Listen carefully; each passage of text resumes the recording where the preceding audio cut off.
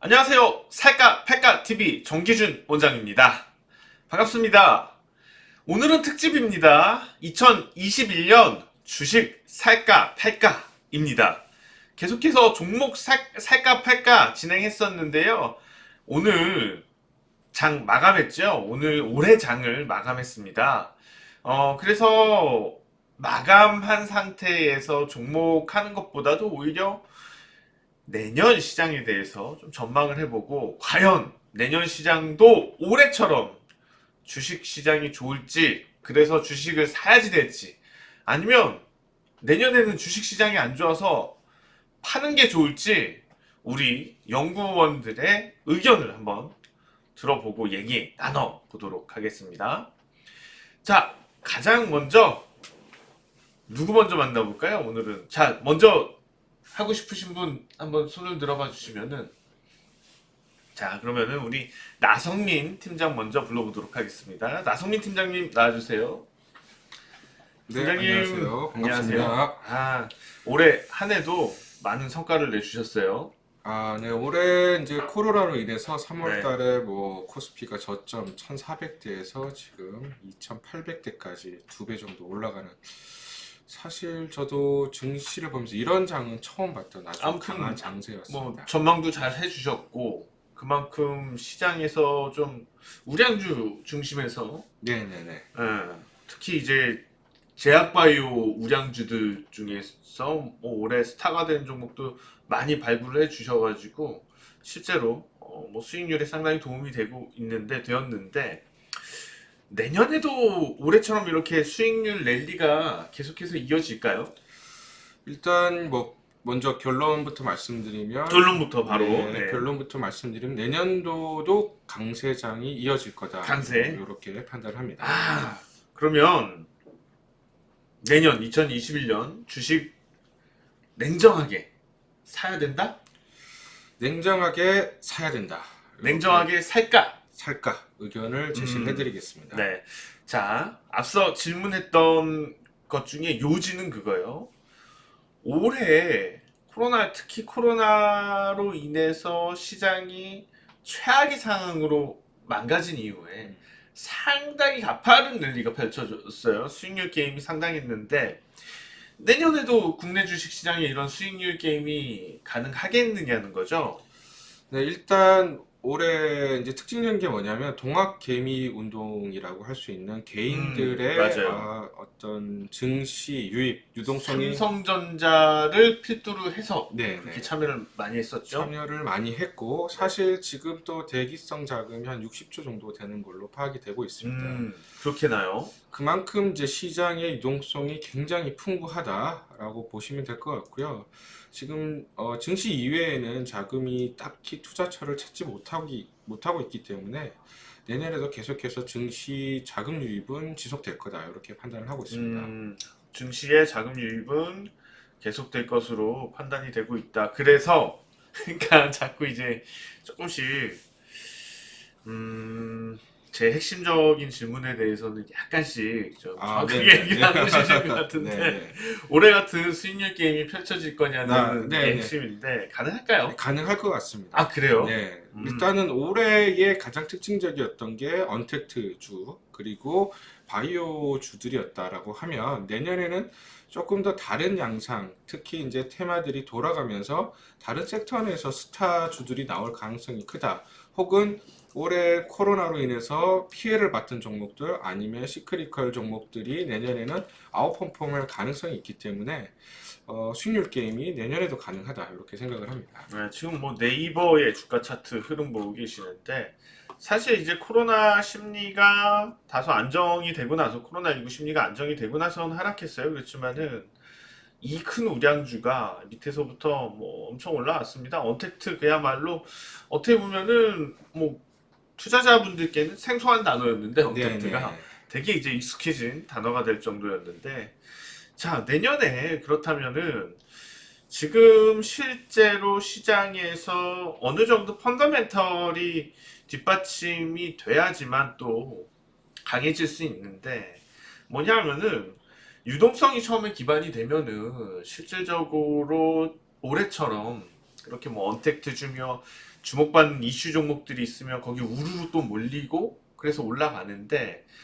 근데 이게 계속 이어질 수는 없거든요. 네. 뭐냐면 펀더멘털 뒷받침이 안 되는 데까지 계속 유동성이 들어올 수는 없어요. 그렇다면은 내년에 펀더멘털이 좀 뒷받침 될 거라는 의견을 가지고 계신가요? 네, 일단은 사실 저런 언택트 종목들이 물론 유동성이 힘에 의해서 강하게 올라온 측면도 있지만 실질적으로 실적도 받침이 됐었습니다. 지금은 실적이 약간 슬로우해질 거로 예측이 되기 때문에 주가가 좀 탄력을 잃은 모습이고요. 내년에는 뭐 반도체를 필두로 해서 반도체를 제외하고도 전반적으로 EPS 증가율이 꽤 높을 것으로 예상을 합니다. 그래서 내년 EPS 증가율이 올해 대비해서 한 43% 정도 증가할 걸로 예상을 하고 있고요. 특히 이제 백신이라든지 이런 치료제들이 나오면서 경기 민감주들이 아마 주도하는 그런 장세가 이어질 거로 판단을 하고 있습니다. 네. 지금 뭐 오늘도 자료 많이 준비를 해 주셨는데 지금 이제 시장 밸류와 관련된 지표 같은데요.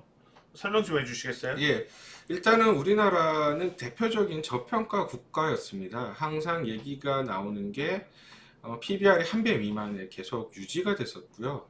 그 다음에 뭐 PER로 봤을 때도 10배 미만으로 계속 유지가 됐습니다. 항상 저평가 얘기를 했었는데 사실 올해 저평가 국면을 벗어난 것을 넘어서 지금 약간 고평가 논란이 일어날 정도로 좀 올라왔습니다. 그래서 밸류 측면에서는 다소 조금 부담스러운 측면은 사실 있습니다. 하지만 내년 EPS 증가율이 사실 요거보다 조금 더 올라간다라고 하면 지금의 밸류는 조금 뭐 적당하다 이렇게 볼 수가 있고요. 다만 내년에 강세가 이어지겠지만 증시가 올해같이 이렇게 탄력적으로 가는 것보다는 섹터별 순환매가 도는 양상으로 이어질 가능성이 있다 이렇게 생각합니다. 섹터별 순환매요. 네네.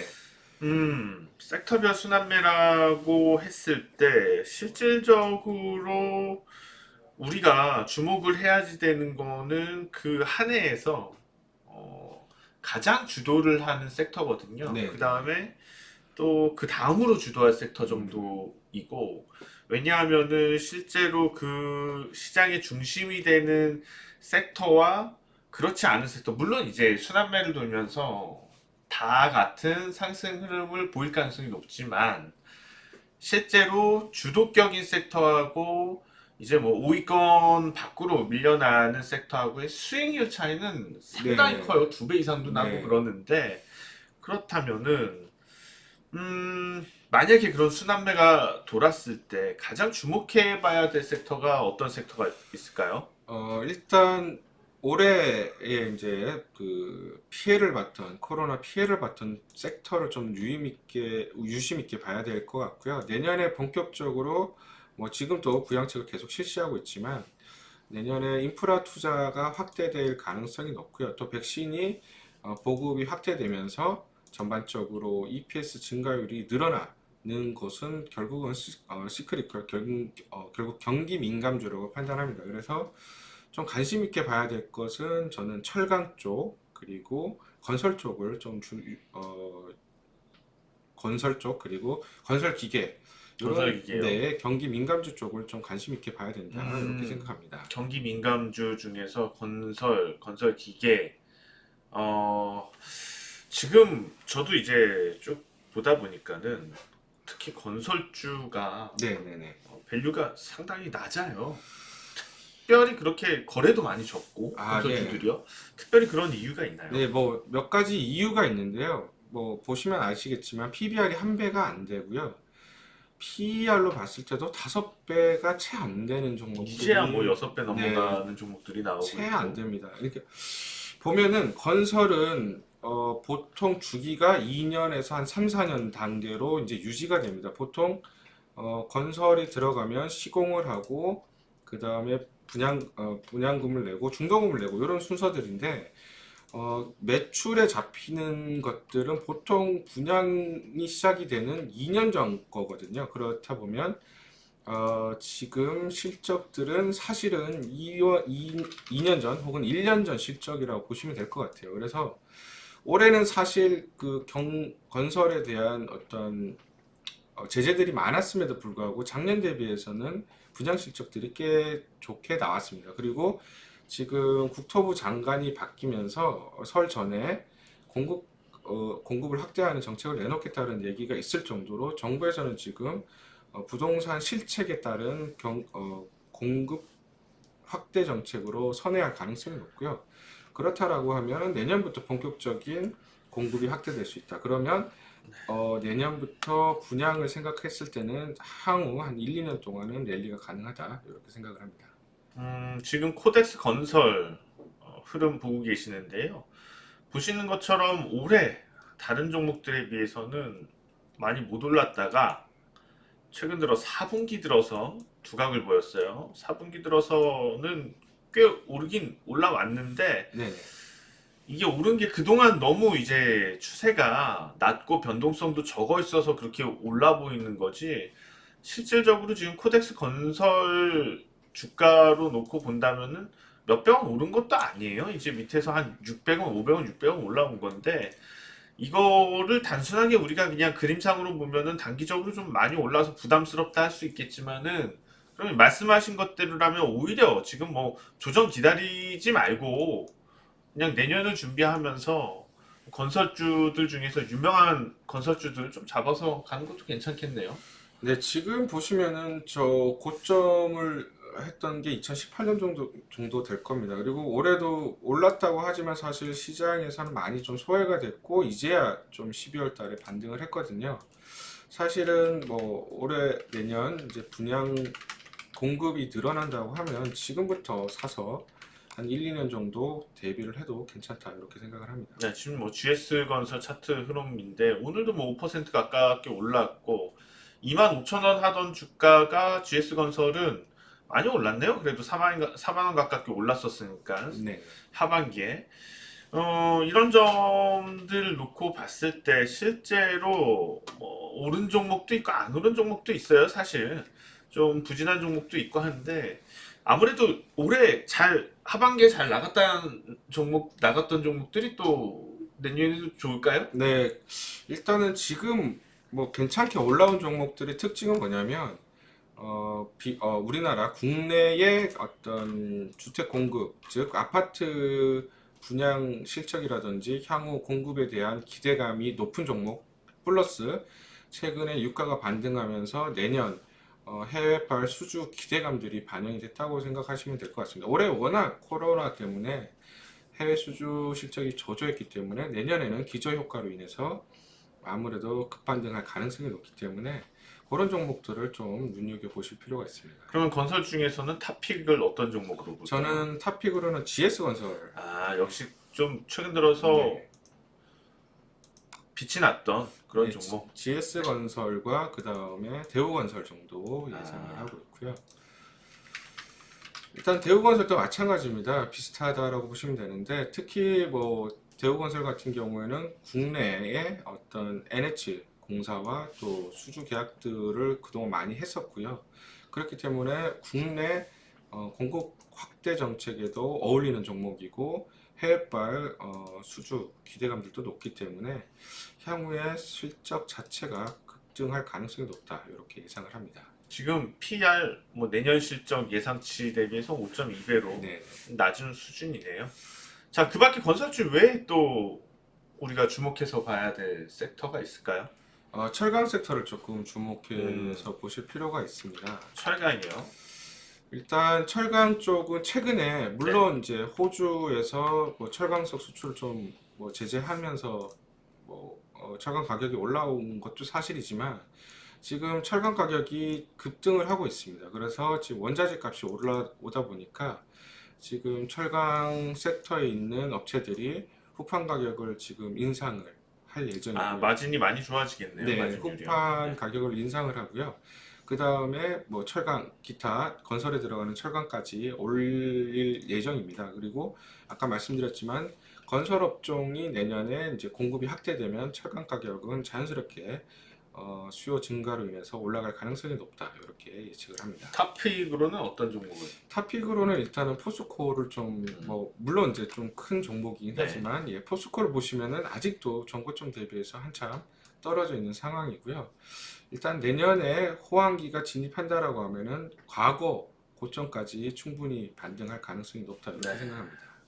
자, 그 밖에 뭐 종목 중에서 혹시 내년에 정말 핵심적으로 이 종목은 꼭 가져갔으면 좋겠다 하는 종목이 있으시면 하나 주시죠. 네, 일단 내년 1월 달까지 봤을 때 1, 2월 정도 봤을 때 괜찮은 아, 종목으로 짧게 볼 네, 종목이군요. 일단은 네. 1, 2월까지 보셨을 때 연초. RF텍이라는 종목을 좀 추천을 드리고 네. 싶습니다. 왜 추천? 일단은 이제 두 가지 이슈가 있는데요. 보통 이 업체 같은 경우는 매출의 한 7, 80%는 사실 스마트폰 무선 충전기를 네. 이제 판매를 하면서 그 매출이고요. 나머지 20, 30%가 5G 관련된 그 안테나 쪽이죠? 안테나입니다. 네. 네. 일단은 지금 미국에서 그 고주파 지금 경매가 진행이 되고 있는데 빠르면 다음 주나 다음 주 이후까지 해서 경매가 완료가 될 것 같고요. 경매가 완료가 된다라고 하면 2, 3주 이내에 국내 삼성전자라든지 기타 업체에 수주가 있을 가능성이 높습니다. 지금 8월 25일 날도 보시면은 미국의 주파수 경매가 끝난 이후에 9월 7일 날 삼성전자가 수주를 받은 경험이 있거든요. 이번에도 마찬가지로 그런 흐름이 나타날 수가 있어서 지난 8월과 9월과 같은 흐름들이 나타날 가능성이 높다 이렇게 생각을 하고 있습니다. 올해 순익 적자네요. 네, 일단은 올해 그 스마트폰 시장이 워낙 약했기 때문에 좀 적자를 봤고요. 내년에는 여기서 흑자 전환해서 한 150억 정도 이상 흑자 전환할 거다. 뭐 좀 높게 보는 데는 한 240억에서 300억 정도 보고 있지만 보수적으로 봤을 때는 120억에서 130억 정도 예측을 하고 있습니다. 내년에는 이제 좀 흑자로 전환될 것 같고 업황 모멘텀도 좋다. 그래서 네, RF텍 이렇게 내년 뭐 한 2월 정도까지 볼 만한 네, 종목으로 네, 1, 2월 정도 보면은 뭐 음, 전고점 돌파도 충분히 가능하지 네. 않을까 이렇게 생각합니다. 그래요. 그리고 뭐 내년 마지막으로 시장 관련돼서 혹시 하시고 싶은 말씀 중에서 빼먹은 네네. 있으시죠? 일단은 내년 3월 달에 공매도가 재개가 됩니다. 그렇기 때문에 사실 부담감이 좀 있고요. 그래서 한 1, 2월 달까지는 랠리가 이어지다가 2월 말이나 3월 초에는 좀 조정을 보일 수가 있습니다. 그 점은 조금 유의를 하셔야 될 필요가 있다. 이렇게 생각합니다. 네, 도움 말씀 감사합니다. 자, 감사합니다. 살까 의견, 내년 주식 살까 의견 잘 들어봤습니다. 자, 계속해서 이번에는 우리 트레이딩 센터장 조영욱 센터장님 나와주세요. 반갑습니다. 오래 기다리셨나요? 좀 길어지네요. 준비 많이 해오셨을 것 같은데 어때요? 준비하면서 좀 많은 걸 느끼셨나요? 내년 시장에 대해서요? 네, 근데 계속해서 이미 올해 상반기부터 좀 어느 정도 생각을 했었던 내용들이 좀 겹치는 부분이 있어서 네, 좀 내년 시장도 좀 어느 정도 예상과 비슷하게 가지 않을까 싶긴 합니다. 음, 자, 내년 실제로 이렇게 폭발적으로 변동성이 나타났던 다음에 좀 극단적으로 가는 경우들이 많이 있었어요. 어떤 해는 그리고 나서 폭발적으로 오른 해도 있었지만은 오히려 상당히 좀 크게 하락하는 경우도 많이 있었거든요. 그래서 제 생각에도 내년에 변동성이 위든 아래든 있을 것 같긴 한데 그렇다면은 센터장께서는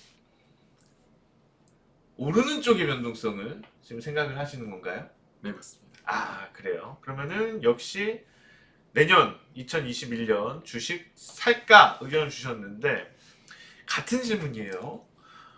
올해 폭발적인 랠리가 펼쳐져서 수익률 게임이 나왔는데 그렇다면 내년에도 올해처럼 이렇게 올라갈까요?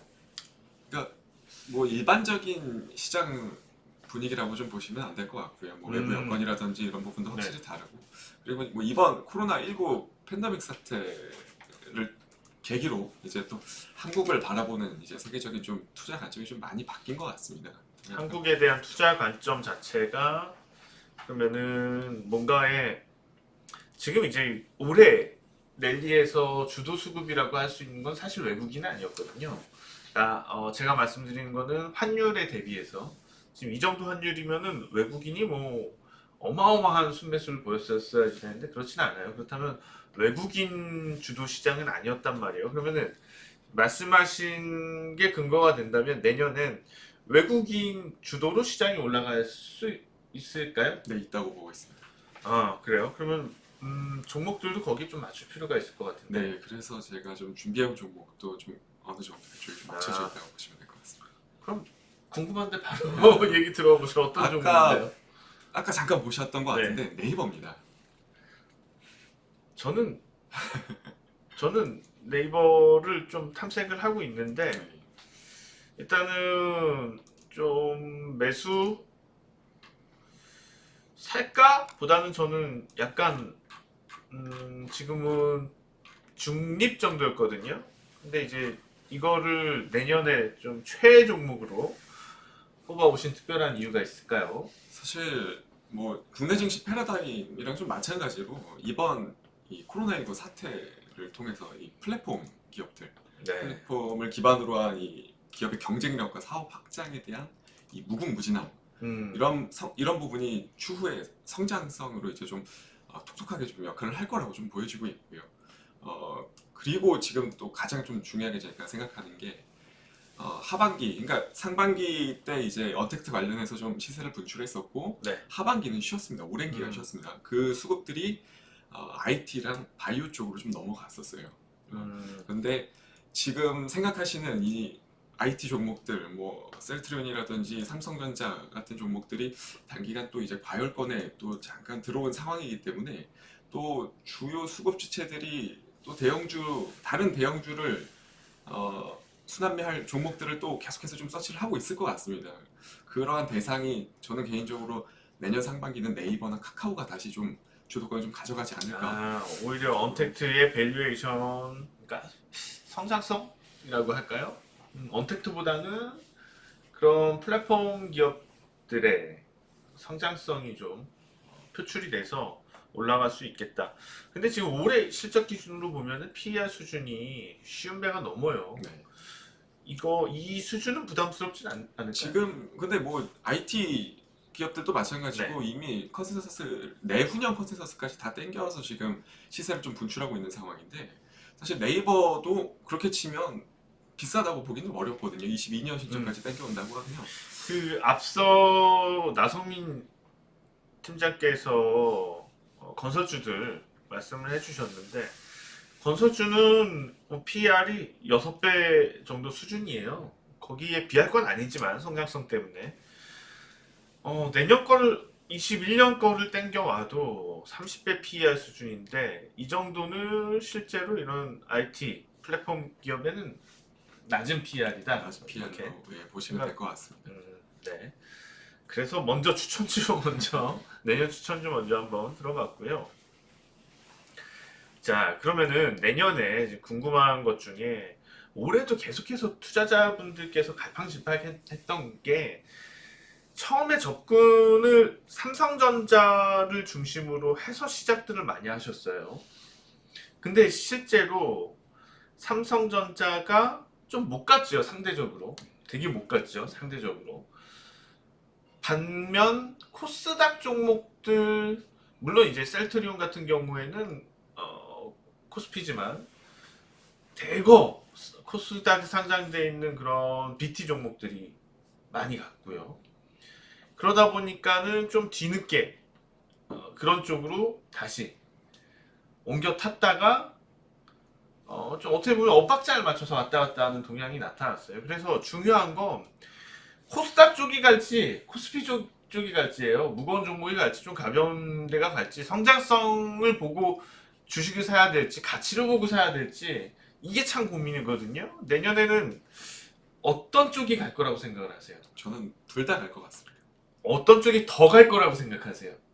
저는 둘 다 비슷하게 갈 것 같습니다. 둘 다 비슷하다고요? 네. 왜냐면 올해도 마찬가지였고 올해도 성장성이 담보되는 종목들 그리고 밸류에이션 그러니까 가치 측면으로 접근한 종목들 모두 결국 돌아가면서 올랐습니다. 근데 메인 종목 핵심적인 종목들을 살펴보면 사실 수익률적인 측면에 있어서 그렇게 크게 차이가 나진 않았거든요. 그러네요. 결국에 지금 코스닥하고 코스피를 보니까는 그 시즌마다 누가 더 잘 간다는 거지 결론적으로 놓고 봤을 때는 뭐 다 잘 올랐네요. 어, 그러면 그게 좋을 것 같습니다.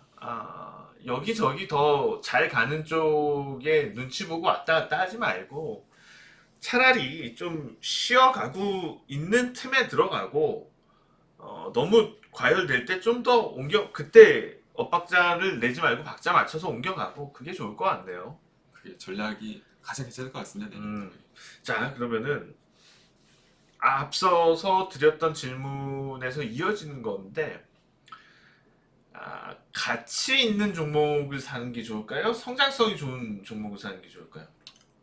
사실 개인적으로 생각하는 거는 저는 지금 시기 원래 같았으면 가치 있는 종목을 사는 게 맞다고 말씀드리고 싶은데 지금 시기에는 성장성이 좀 담보되는 종목을 사는 게 맞지 않나 싶습니다. 성장성을 좀 내포하고 있는 종목.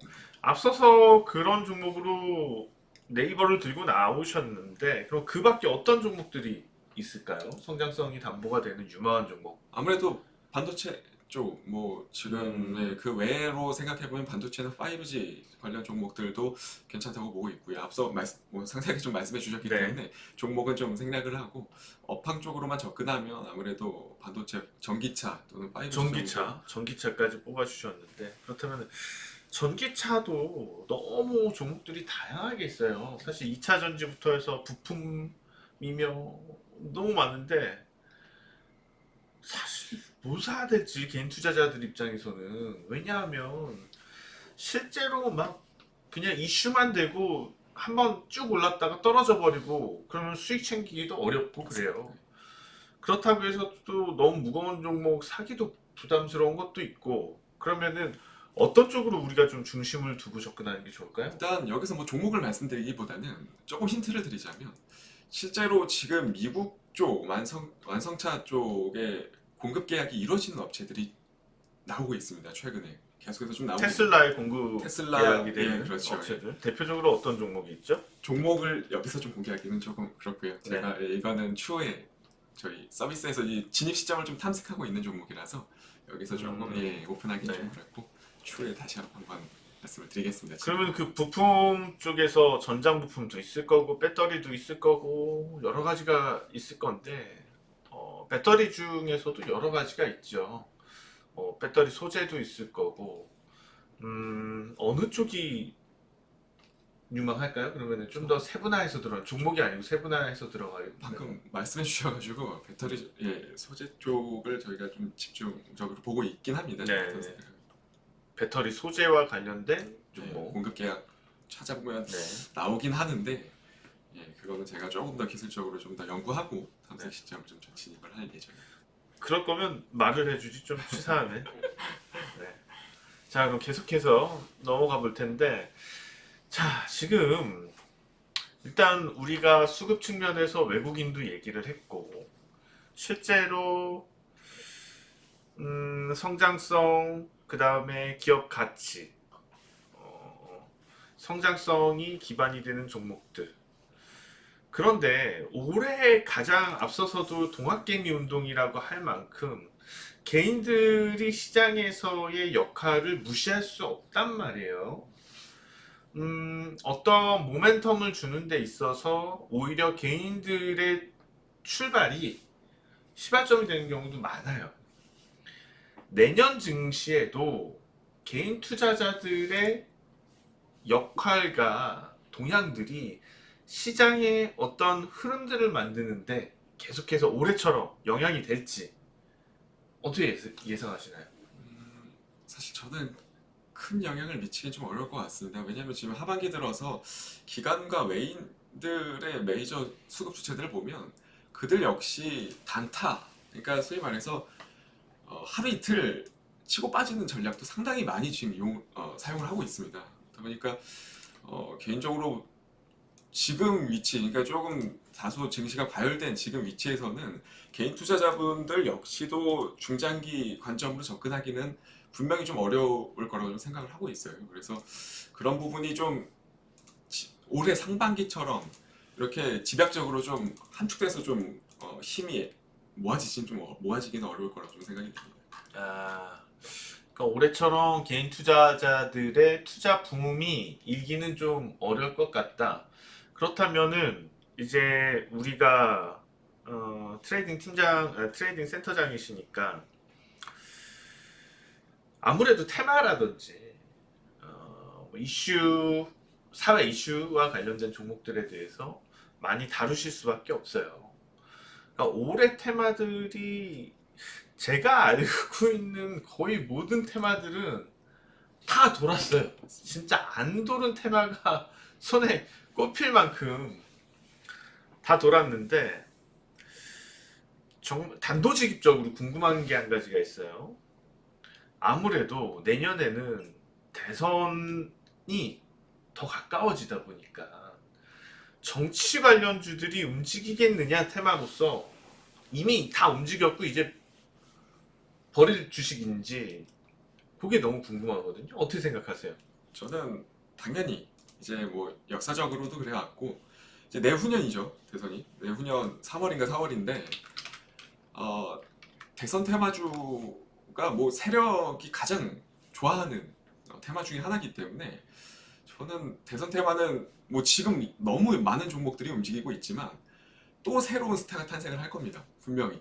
그렇기 때문에 지금 그런 종목들, 그러니까 좀 깨끗한 종목들, 때가 네. 덜 묻은 종목들, 그걸 알려주든가. 네. 이런 종목들은 또 아무래도 수급에 또 영향을 또 심하게 누굴까요? 받기 때문에 네. 새롭게 등장하네요. 인물은 저희가 그러니까 대선 테마주는 그런 게 있습니다. 사실 인물을 예측해서 가는 것보다는 그때 대응을 하는 게 가장 또 중요하다고 생각을 하거든요. 아무튼 뭐 최근 들어서 움직였던 종목 중에서 서현이하가 있었는데 어제도 이제 관련주들 보다가 또 정치 관련돼서 종목도 다뤄보고 했었는데 때 묻은 종목보다는 때 묻지 않은 뭔가 새로운 스타의 탄생이 되는 종목들에서 분명히 테마가 있을 것이다 라는 건데 그러면 기존에 좀 잠룡으로 불려지던 인물들과 관련된 종목들이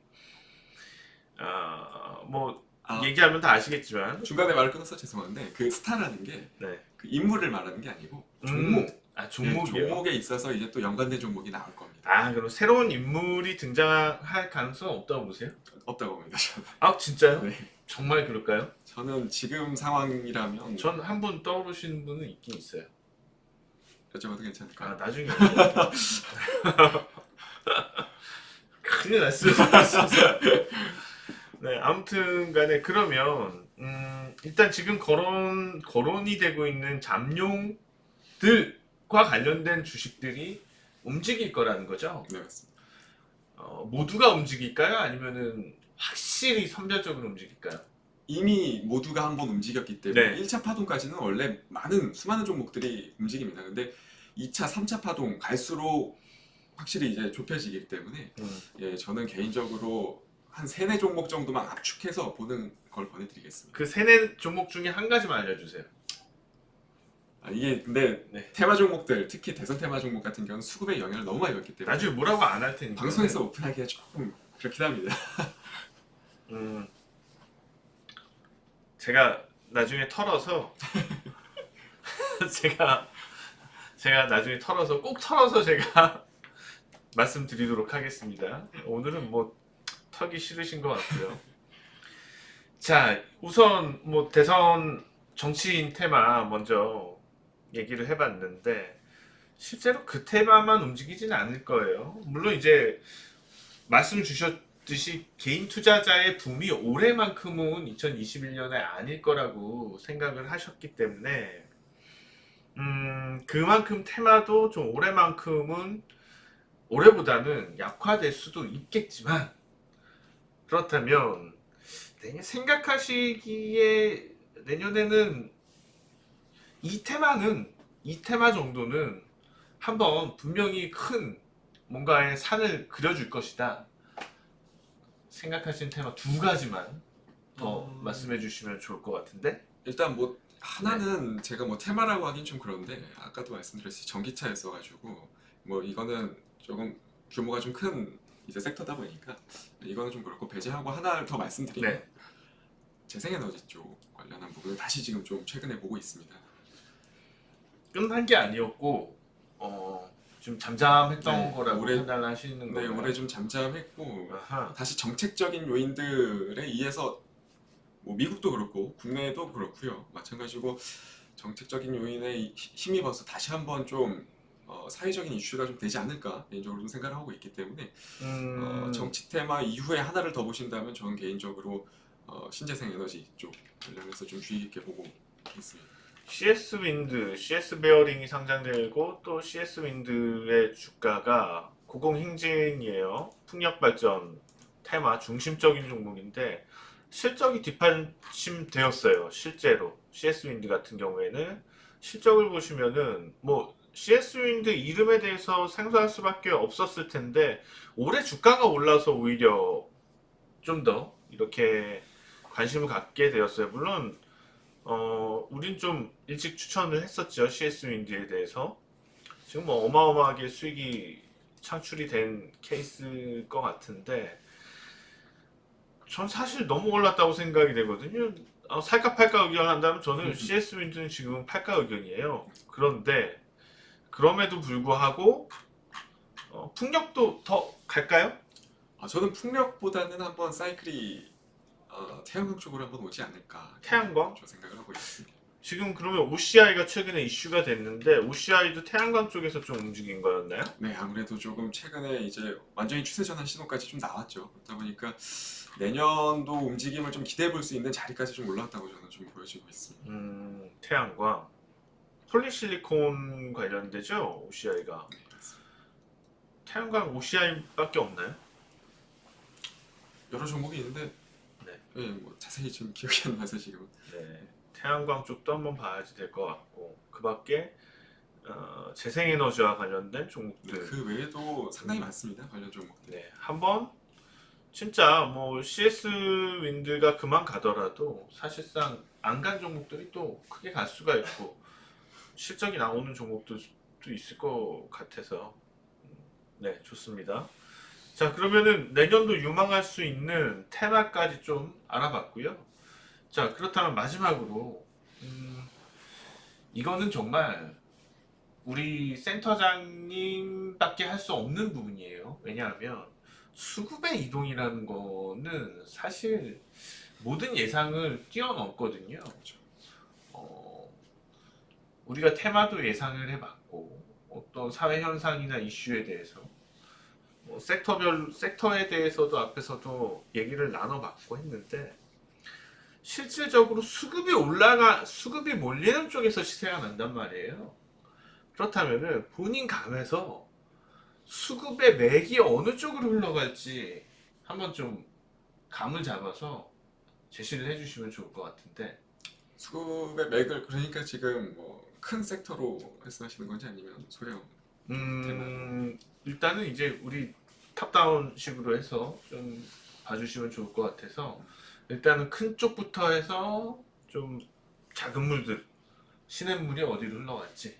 그래서 뭐 아까도 한 차례 말씀드렸던 내용인데 일단은 지금은 반도체와 바이오 쪽이 좀 주도를 하고 있죠. 네, 그렇죠. 예, 그쪽에서는 이제 메이저 자금들, 소위 말하는 규모가 큰 자금들은 아까도 한 차례 말씀드렸듯이 저는 다시 좀 한 언택트 종목들, 이를테면은 카카오나 네, 카카오나 네이버 네이버. 같은 종목들로 좀 한번 내년 상반기에는 이동하는 현상이 좀 발생하지 않을까 개인적으로 좀 그렇게 보고 아하. 있고요. 그리고 벌써 지금 또 2차 전지 쪽의 흐름도 2차 전지 쪽이 주춤하다가 2차 전지 쪽도 흐름이 다시 나타나고 네, 있는데 그쪽은 좀 안 흘러갈까요? 2차 전지 쪽도 좀 큰 한동안 쪽이 있잖아요. 1월 정도에는 움직일 수 있을 것 같아요. 1월 정도의 흐름이 움직일 것 있다가 같은데 그게 지금 뭐 반도체 부품주들도 보셨으면 아시겠지만 잠깐 반짝하고 조금 다시 또 쉬고 있습니다. 그렇다 보니까 일단 당장 그림 큰 수급이라는 큰 물이 흘러가는 그림을 그린다면 지금은 뭐 저 IT나 이런 쪽에 있던 물이 졸졸 이렇게 크게 흘러서는 일단은 말씀하신 언택트 대형 굵직한 쪽으로 가고 그러면 이게 이제 졸졸졸졸졸 이렇게 내려와서 작은 섹터들로 가면 어느 지금 정도? 뭐 다 초점이 백신, 뭐 치료제 쪽에 다 몰려 있죠. 네, 수급들이 그쪽으로 몰려 있다 보니까 그 외 테마들, 그러니까 뭐 아까 말씀드렸던 정치 테마라든지 뭐 재생에너지라든지 등등 소형 테마군들은 많이 쉬고 있는 모습을 네. 좀 확인할 수 있습니다. 그만큼 왜냐면 코로나 백신이라든지 치료제 관련한 종목들이 상장된 게 100개도 넘습니다 지금. 그렇기 때문에 지금 당연한 상황인 거고, 이것이 좀 어느 정도 해결이 되고 뭐 백신에 대한 구체적인 이제 상용화라든지 이런 부분이 다 이루어지고 나면, 그때는 아까도 말씀드렸듯이 신재생 에너지라든지 정책적인 부분이라든지 정치 테마주, 대선 관련 종목들로 좀 수급이 이동하는 그런 2021년이 되지 않을까 생각을 하고 있습니다. 네. 자, 이렇게 뭐 수급부터 해서 테마까지 자세하게 살펴주셔서 정말 감사합니다. 내년에 다시 뵐게요. 자, 오늘 고생하셨습니다. 감사합니다.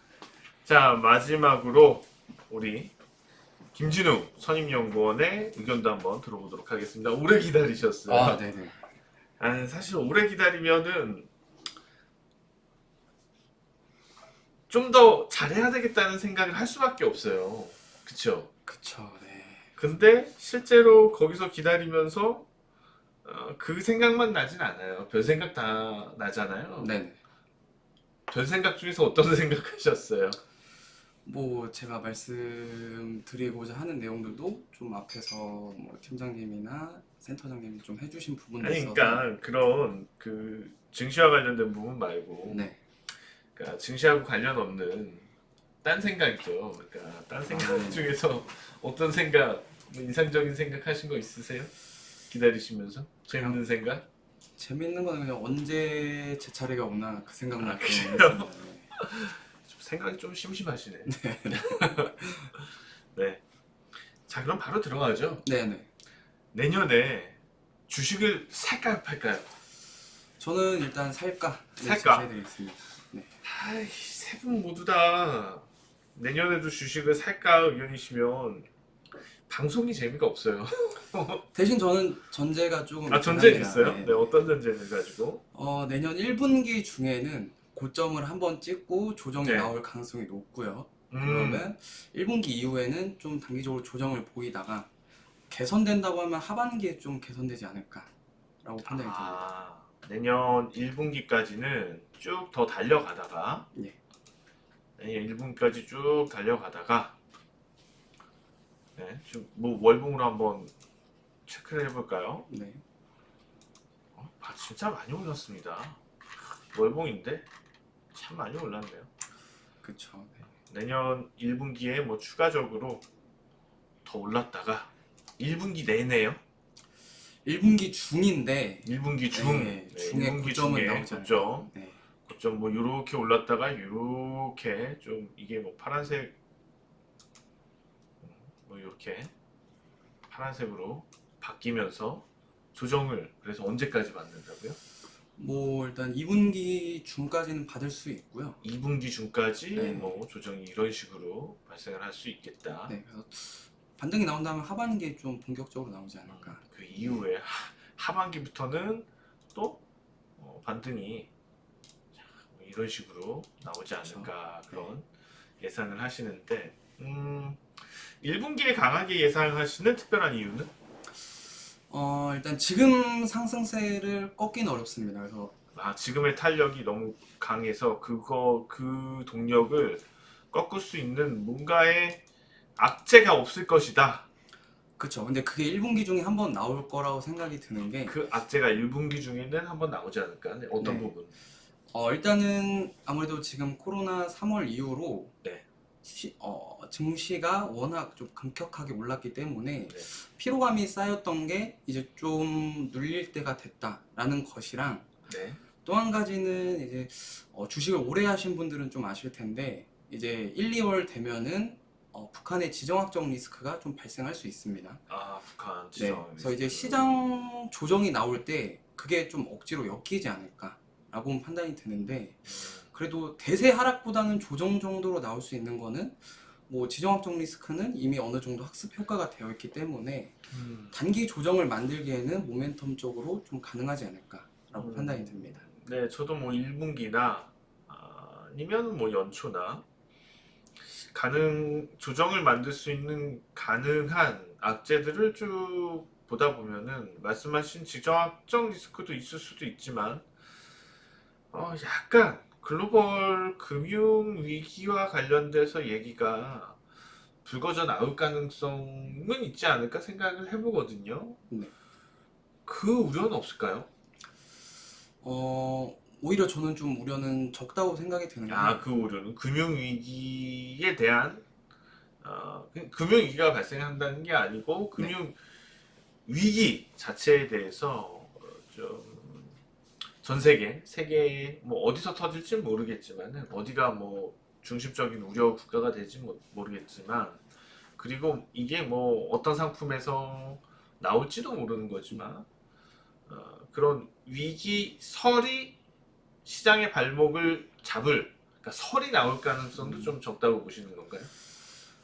설은 좀 가능성이 있어는 보입니다. 그래요? 그럼 네. 그 설이 나왔을 때 시장이 좀 악영향을 받진 않을까요? 받을 것 같네요. 지금 보니까 설이 나온다면은 받을 것 같은데, 네. 근데 실제로 금융위기가 오진 않을 것 같습니다.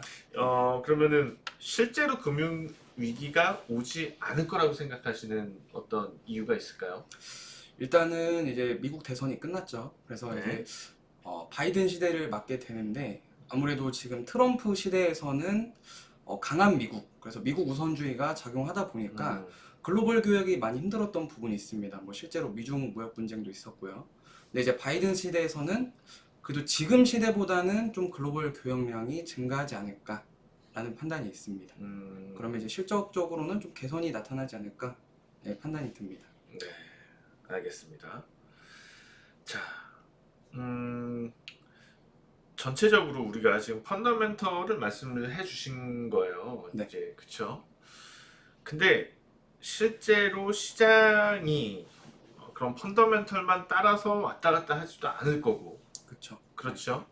그리고 지금 이제 아까도 우리 조용 센터장하고 얘기했던 부분, 수급 부분이 있는데 어떤 위기설이 있더라도 실제로 수급이 강하면 누르고 가거든요. 네, 맞습니다. 네. 그렇다면 실제로 그 수급을 중점으로 우리가 시장을 보자고요.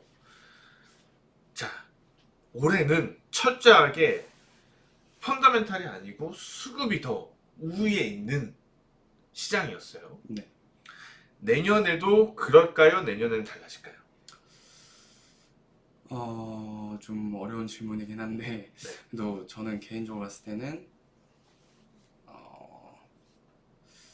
수급에 좀 더 비중을 두고 싶습니다. 내년에도 네. 그러면은 내년에도 수급이 좀 그럴 것 같다. 자, 그러면은 펀더멘털에 기반이 안 되는데 내년에도 우선은 펀더멘털의 기반은 좀 안 될 것 같다는 생각이신가요? 그렇지 않습니다. 올해처럼? 펀더멘탈 기반은 있지만 그래도 있지만 펀더멘탈보다는 수급적으로 좀 더 움직이지 않을까. 펀더멘탈 기반도 있겠지만 수급이 그것보다는 더 중심이 된 시장일 네네. 것 같다. 네, 알겠습니다. 그렇다면은 올해보다 더 좋을 수도 있는 거 아니에요? 시장이요? 그쵸. 조정이 네. 없을 수도 있는 거 아닌가요? 근데 오히려 조정을 받고 가야지 더 아. 오래 많이 갈 수 있는 거기 때문에 더 많이 가려면 조정은 좀 필수적이지 조정은 않을까. 필수적이다. 네. 그래서 1분기 핵심인 것 같습니다. 1분기에 조정 가능성이 있다. 네. 이 내용이 핵심이고 그렇지만은 그 조정 이후에 다시 뭐 탄력적인 상승이 그쵸. 나오면서 할 거다. 역시 그 앞서서 두 연구원님들과 같은 질문인데요. 내년 올해처럼 네. 수익률 게임이 강한 랠리가 펼쳐질까요? 랠리는 어렵습니다. 랠리는 랠리까지는 올해 어렵고. 같은 랠리는 어렵다. 네. 좀 슬픈데요. 올해처럼 네. 또 그렇게 해주면 좋을 텐데. 알겠습니다. 자, 종목 내년에 유망할 종목 하나 생각해서 준비하셨죠? 어떤 네네. 종목이죠? 저는 ICD를 준비해왔습니다. ICD요. 예. ICD. 원래 ICD가 혈액 CD로 이제 혈액 분석하고 그런 회사였죠? 네네. 처음에. 약간 네. 예. 지금은 어떤 게 저는 이제 주력이죠? 완벽하게 이제 OLED 전공정 장비 업체로 분류가 되고요. 네, 아 제가 잘못 알고 있나요? 그런 그 바이오 쪽 역할을 하는 업체가 아니었구나. 네, OLED OLED인가요? 제가 얘기하는 회사는 어디죠? 바이오 회사는? 어딘지 저도 모르겠는데. 알겠습니다. 제가 잘못 알고 있었나 봅니다.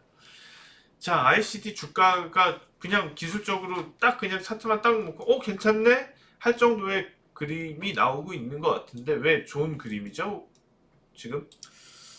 지금 이제 제일 중요시 됐던 게 이제 ICD 같은 경우에는 삼성 디스플레이랑 이제 주요 매출처로 거래를 하고 있는데 네. 삼성 디스플레이가 이제 내년 3월까지 대형 LCD 사업부가 좀 적자 부분 나는 거를 이제 정리할 계획입니다.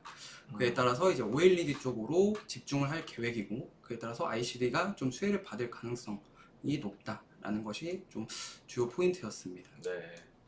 자, 그렇다면은 전체적인 내년 디스플레이 업황에 대해서 좀 업황의 성장성에 대해서 들어볼 필요가 있을 것 같은데요.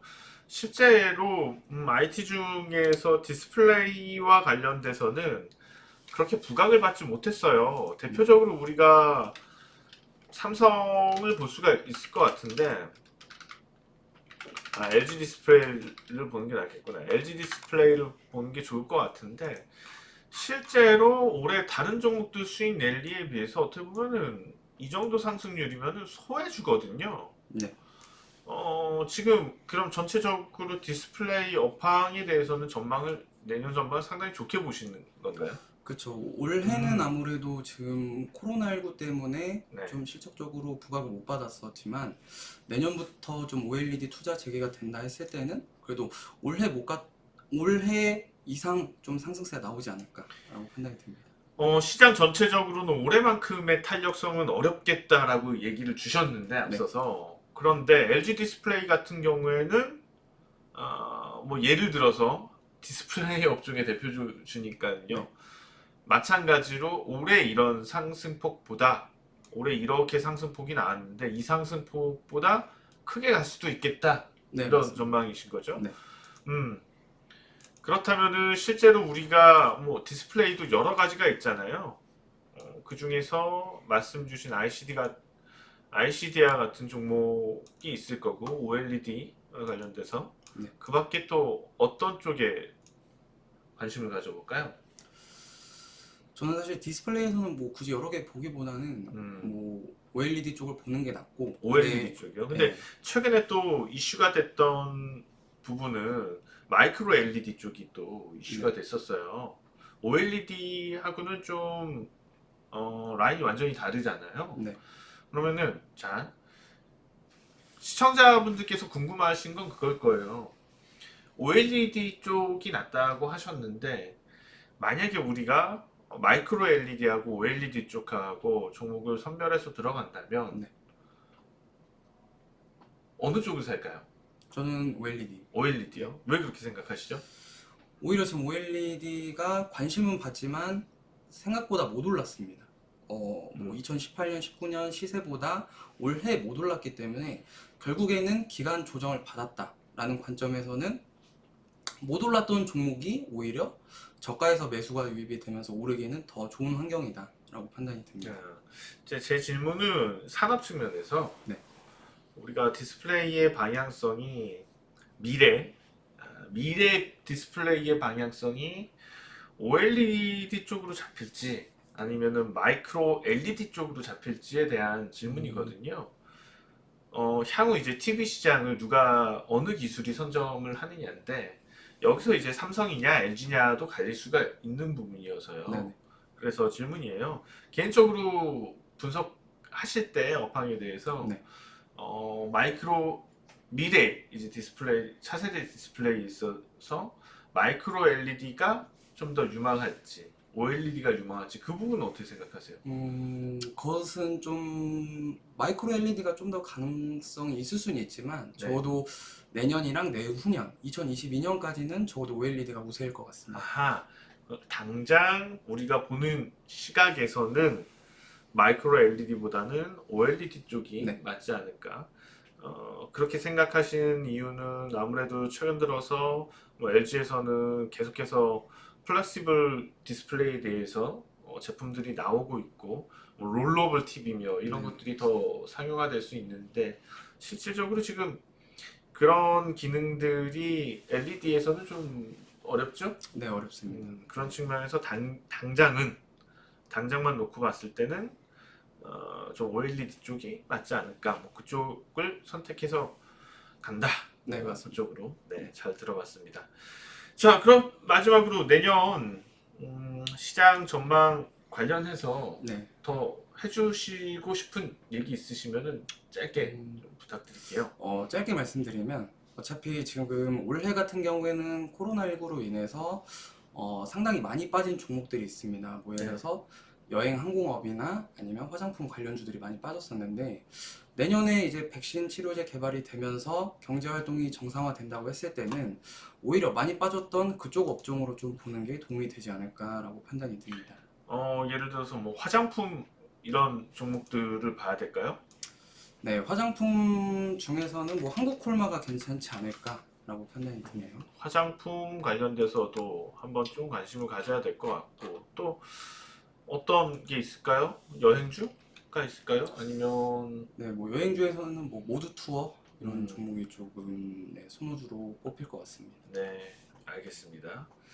자, 도움 말씀 오늘 너무 감사하고요. 네. 내년 시장도 좋았으면 좋겠네요. 네. 마지막으로 그래도 이제 올해 마지막 인사한 거잖아요. 네네. 그렇죠? 그래서 올해 마지막 인사니까는 우리 그동안 아끼고 사랑해주신 우리 김진웅 선임연구원을 아끼고 사랑해주신 네네. 우리 여러 시청자분들께 인사 한마디 부탁드릴게요.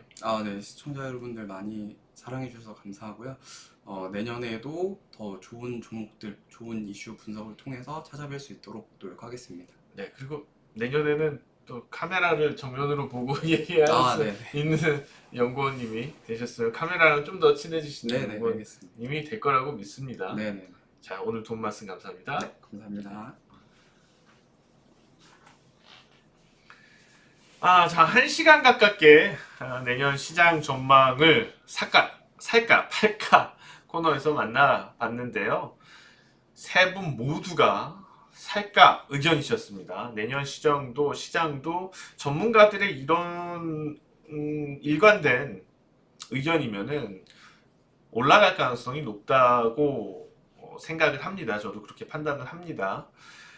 다만 이제 좀 종합해봤을 때 얘기가 갈리는 건 상승폭이라든지 조정 시기라든지 아니면은 뭐 탑픽이 될 업종 이 정도는 갈리는 것 같기 때문에 다시 한번 앞서서 연구원님들 하셨던 얘기들 한마디 한마디씩 잘 좀 새겨서 보시는 것도 도움이 될 것 같습니다. 아무튼 다행입니다. 내년에도 시장이 좋다고들 얘기를 해주셨으니까 우리 또 신이 나게 내년 주식 시장을 맞이할 수 있을 것 같습니다. 올 한 해 살까 팔까 TV 골든클럽 사랑해주신 모든 여러분께 진심으로 감사드립니다. 훨씬 더 좋은 모습과 좋은 내용, 알찬 내용으로 내년에 다시 찾아뵙겠습니다. 지금까지 정기준 원장이었습니다. 새해 복 많이 받으십시오. 고맙습니다.